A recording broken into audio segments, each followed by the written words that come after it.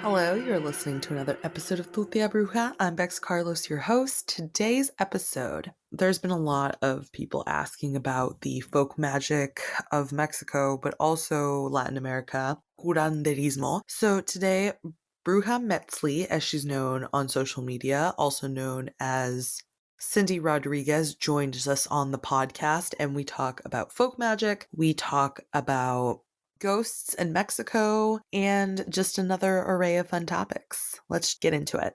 I, for one, know that a lot of people have been very curious about a lot of folk magic, and so today I have Cindy Rodriguez, who goes as Bruja Metzli. Thank you so much for being on the show. Hi, I'm so excited to be here. I'd love to learn a little bit more about you, your background, because I know that you're a curandera, and how did you get there, and what led up to that? As you introduced, my name is Cindy, otherwise known as Bruja Metzli, and I'm an indigenous Mexican bruja, curandera, ancestral healer, tarot reader, herbalist, the full works. I'm currently living in LA on unceded Tongva land, but I was actually born in Mexico until my family immigrated to the US when I was 8. And my family is from Nayarit, near the Sierra Madre, and we have indigenous roots in Tepehuan, Huichol, Cora, and Mexica. And so a lot of the curanderismo and a lot of the traditions of what is kind of known as like folk healing modalities of Mexico, I've learned through my family. My great-grandmother was a healer for her village. She was a curandera, though I don't think she referred to herself as a curandera. She was the healer for her village in Mexico, and she is really the one that taught me a lot about curanderismo and healing work and what it means to heal like mind, body, and soul. And so she's really my first teacher, and she's a person that kind of inspired me to go down this curanderismo track and learn as much as I could about it. It's interesting because I think so many of these traditions, a lot of the people still carry with them. I talk to people who have moved to the States and, aren't very connected to their ties anymore, but they still, they know how to do a limpia. They know how to do various other things. It's wild how it's so really ingrained in us, Yeah, no, definitely. It's also, I think, interesting when people think about curanderismo as something of Mexico, when really this is a Mesoamerican tradition. And there's so many different like folk healing modalities that go into curanderismo. And a lot of it stems from indigenous knowledge. But over time, we've got a lot of influence from other healing modalities and influence from Spanish Catholicism. There's like hoodoo, Santeria. There is even some like Chinese and Lebanese influence in it. And we all carry it with us. It's something that a lot of people know about here in the US and especially in Mexico. But yeah, it's definitely something that carries with us, especially as part of the immigrant community, which is actually one of the reasons that like I really became just like in love with curanderismo. As I mentioned, I immigrated here when I was 8, so we were undocumented. We didn't know a lot of English, and often the only medical resource that you had is really your local curandero, is really the person that gave you this like super important healing work and helped you through like small things as sprains, sometimes stomach aches, fevers, whatever it may be. I remember often that we would go to a local curandera who would help us when we neither had like the resources, the insurance, the safety to go to a hospital. It's important, I think, to recognize too that in order to have this title, like you do have to do the work. Like, you know what I mean? Like there's a lot of knowledge and stuff behind that. And I think that it's funny. I'm on this whole trip about John D. Rockefeller as of lately. No, but I really have a bone to pick with him because, he was someone who is a big reason why like holistic medicine and like, taking into account, everything that you take into your body, it reacts with your body in some way. And our ancestors and so many other people of color like all over the world have all these like shared things related to like both energy work but also like herbalism. It's just so wild to me that we have been so disconnected from our cultures and our traditions, and it was always intended that way, because that's how you control people and take away their power. Yeah, I mean, a lot of the medicine that we think about today is Western medicine, which is interesting because even a lot of Western medicine stems from indigenous knowledge, right? Pain relievers, the native people of the Americas, they use willow bark, and that's where a lot of pain relievers come from. And so they didn't have that before they came to the Americas and learned from the indigenous people here. And the interesting thing is that a lot of Western medicine now has really just stripped out what healing is. Healing is just about the body, and it's just about covering up almost the symptoms of whatever underlying issue you may have.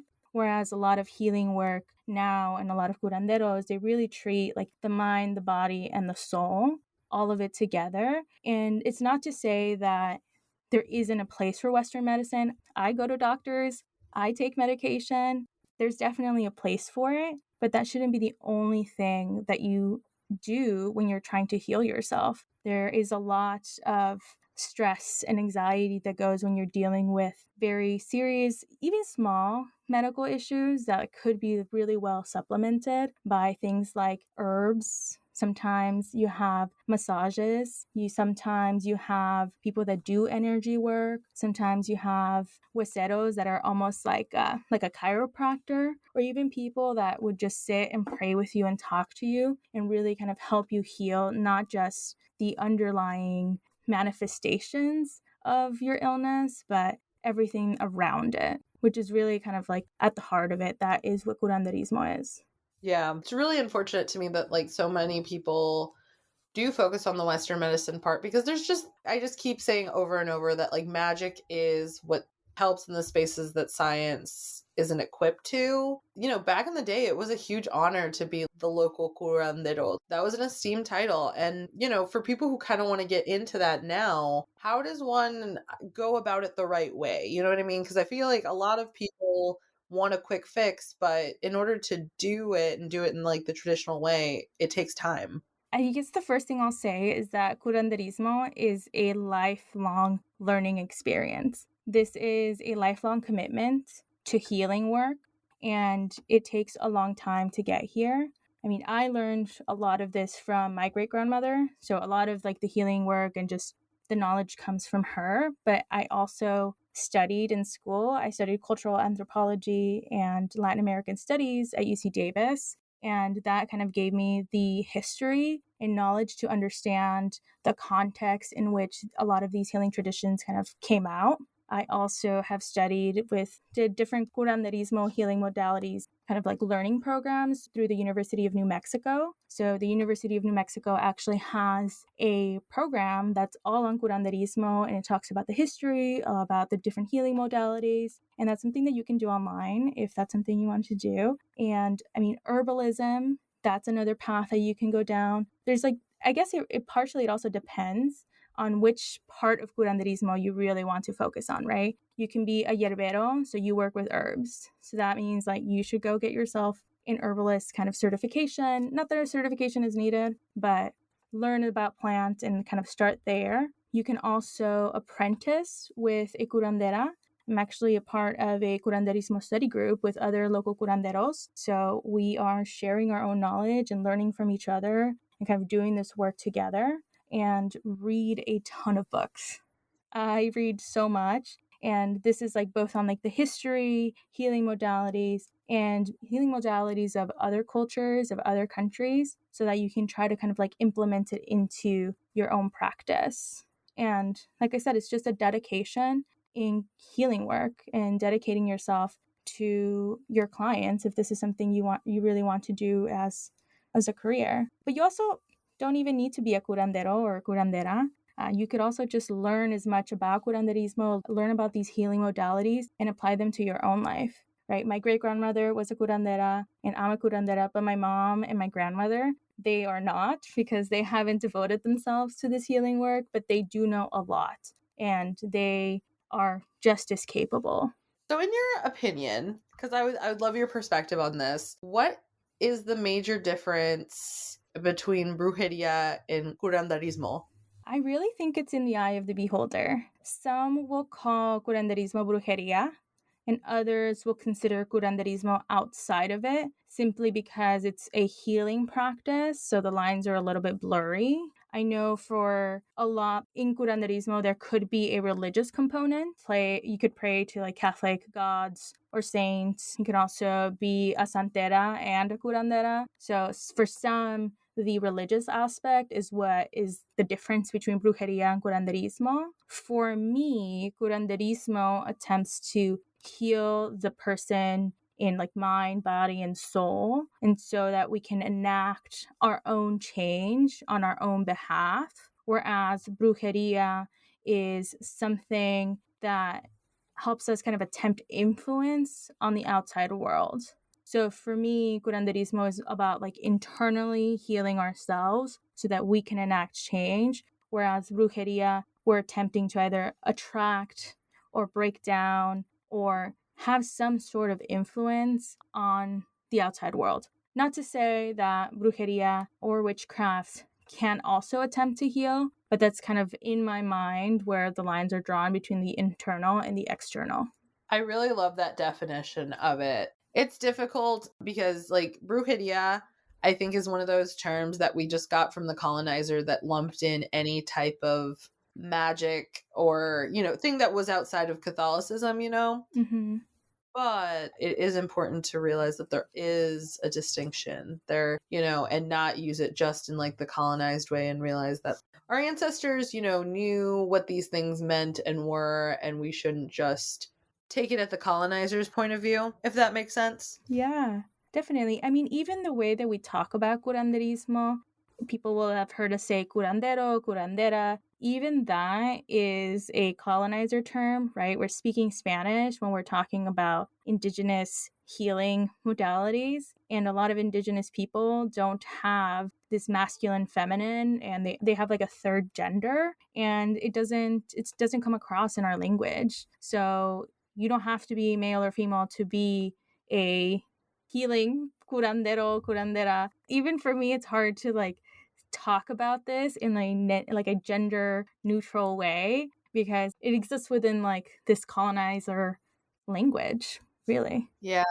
And it's funny, I was actually just having a conversation with someone about this because, whether or not, you or I are fans of the word Latinx, because people have different opinions on it. Mm-hmm. I do like that it makes the effort to be inclusive.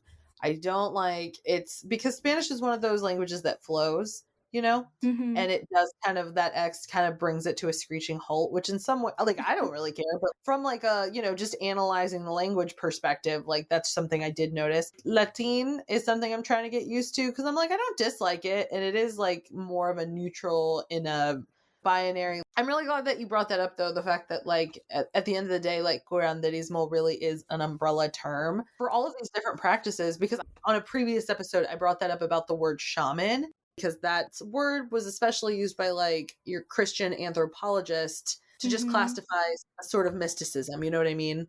Yeah, and I'm pretty sure shaman comes from an African tradition where they have a shaman. Maybe it's Native American, I can't quite remember, but it was used by a specific group that we have now extrapolated to mean, like you said, a mystical person for all groups. I really dislike that sometimes about these like magical spaces is that we have to do a lot of thinking and growing about like the things that we use because we also have to learn how to create space and hold space for these people and things that no longer can exist because the way that it is just doesn't allow them to anymore. Yeah, it's like you said, like we just have to remember that like we exist in a colonial structure and we are trying to reach into the past and remember our roots, remember our ancestry, and bring along this sacred indigenous knowledge and bring it into us in the 21st century, which means that we need to also make space for growth. We need to make space for these healing traditions, this indigenous knowledge to change with us, to fit us in this modern day and age. As someone who really enjoys tarot, I think like it's wild. Last year was the year of the Emperor, and we're still seeing a lot of the effects of that, a lot of change, a lot of like old structures that are being Mhm. overthrown, and like a lot of people are no longer taking just sitting pretty with the, aggressions that they get, whether macro or micro, from white supremacy. And I think that that's important. We all need to restructure the way our brains are colonized and start to just learn some of those really like negative and toxic behaviors, because I really think that down the line that's going to lead to a better society. Definitely. Yeah. And especially, I mean, we're talking about Mexican healing modalities. There is a lot that needs to be unlearned there, right? There is machismo, there is colorism, there's outright racism, there's a treatment of indigenous people within Mexico. Sometimes I feel like a lot of people living here in the US will think about like Mexican indigenous this knowledge and we'll think about the history in an almost like glorified, very like rosy picture of like, we just want to like bring this knowledge with us, but forget that there's still a lot that needs to be unlearned. There's still a lot that needs to change because Mexico's not that much better than here in the US. And we just need to work at it and try to be better about the way that we think about these traditions in this modern day. I think it's the nuance, though, isn't it? As a Mexican American, like when you go, even if you enjoy the wonderful aspects of it, like it's its own racism there. And I always joke about that when I go back to Mexico. Like I love a lot of things about it, but you also deal with the racism from being here over there. Mm-hmm. So you're like, I'm excited for like a different flavor of racism. I will say one thing about Mexico though is that the spirits there are like no other. And maybe it's because, not to say that colonialism and terrible things didn't happen in the United States, because they did, but the Spanish, I think we have to remember, because if nobody's familiar with the Spanish Inquisition, you should highly look into that. But I mean, they really liked to torture people, the Spanish. And Oh, I yes. think Mexico saw a lot of horrendous things. And the ghosts there, for that reason, I think are particularly intense. And there's a lot of trauma there that needs to be undone. Do you have any type of psychic ability? Do you consider yourself a medium? So I don't work as a medium, but I do have some mediumship abilities. I'm clairsentient, so I'm an empath. I have like clear feeling. Empath meaning I feel other people's feeling. Clairsentient meaning I feel the feelings of other non physical corporeal people. Sometimes, if I am interacting with a particular spirit, I will sense their emotions, usually like at time of death. I'm claircognizant, so clear knowing. I usually kind of like just know when I come into a space, like this is what happened, and usually comes with a feeling. And I guess clear seeing, I'm kind of clairvoyant ish. And I say ish because that is an ability that I've asked my spirit team to dampen because it is too much for me. And that is partially why I don't work as a medium. I've had far too many experiences that, you know, feeling and seeing and knowing is just too much. So I've asked my spirit team to really just dampen that. And so it really only comes up in certain ways and in specific times. Usually when I'm doing readings for people, I will kind of open myself up for that. When I go into a place that has either like a lot of history or a lot of energy, sometimes I'll kind of get some flashes of things or like see some shadows moving around. And my dreams is also another place where I'll see things come through. That's usually I usually only leave that window open in my dreams for my spirit team to come through so that they can provide any visions or messages. But I don't work as a medium for that reason. I don't blame you. That sounds like too many sensitivities that I personally could not handle. So I'm sure it's a handful. But the reason I asked is because, Mexico, I think, is one of those spaces that I think if you grow up or even have connections to it, strong connections to it, that's an ability that I think in some way you develop, just because I mean there was so many things that happened there, you know what I mean, and our ancestors Yeah. saw things and saw so much sadness. And I think that sometimes seeing that level of human sadness and human feeling, just period, I think it really makes you open to something else. Yes. We also, I think, because of Mexico, the way that we are, we think about death differently. And that goes, there's like a lot of this like rooted in curanderismo. We don't fear death the way that a lot of other traditions do, specifically a lot of American traditions. We celebrate death. Death is not something that we're afraid of, right? That's why we have Dia de Muertos. A lot of people confuse Halloween with Dia de Muertos, thinking that like it's just Mexican Halloween. But when you think about it, Halloween is a holiday that came up where people wear masks to hide themselves from spirits. That was the intention with dressing up and wearing masks. Whereas Dia de Muertos, it's 3 days that we are actively inviting the spirits of our ancestors to come back with us, to share a meal, to drink with us, and really celebrating them in life and in death. And so I think because of that, our like boundaries between life and death are much thinner, and we think about death more often in a not scary way, I would say. And it's just part of like woven into like our culture and tradition that like we know that spirits are out there, and because we know that it's just like a fact, we're just more inclined, I feel, to see them and to experience them. That makes a lot of sense. Well, Cindy, thank you so much for being on the show. Where can everyone keep up with you, work with you in the different curanderismo services that you offer? Yeah, so you can follow me on Instagram and Twitter at Bruja Metzli, or you can book me for a reading or a session at brujametzli.com. You can spell that out if that's easier, but it's BRUJAMETZTLI. That's Bruja Metzli. And thank you so much for having me. This has been such a pleasure. Of course. Thank you so much for being on. And I'll include all of your links in the show notes. So that way it's easier for people to find you. Amazing. Thank you again for listening. Be sure and follow Cindy Rodriguez or Bruja Metzli as she goes by on social media. All her information is in the show notes. All right, so this is the second to last episode of the season. There is one more episode left. And I, for one, am so excited for you to hear it. Thanks again for supporting the show. Be sure and keep up with the podcast at Tutia Bruja on Instagram and Twitter. Check out my website, which is bexbycaston.com. And if you want to get in contact with me, be sure and check out my email, which is bexbycaston@gmail.com. Let me know what kind of magic you want to work up. Maybe we can collaborate. Thanks for listening. Bye.